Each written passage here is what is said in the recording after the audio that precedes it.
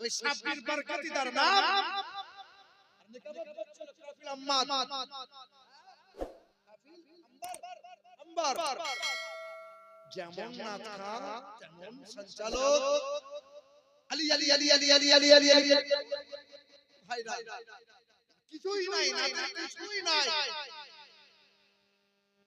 যোগ্য একজন মুফতি যখন প্রতিবাদ করে সাধারণ আম পাবলিক সহ ওই সঞ্চালক কাফিল আম্বার সাবির বরকতি বলেছে তো মূর্খ ওই সঞ্চালক কাফিল আম্বার তখন বলছে যে সাবির বরকতি যখন আছে তা আপনার আসার কি দরকার আমার বরকতি ছিল না আসার জাহিল গুনাহগারে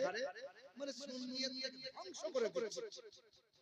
এ বাবাজি ভাইরা আমার বন্ধুরা আমার সচেতন হওয়া লাগবে সচেতন হওয়া লাগবে ওই সমস্ত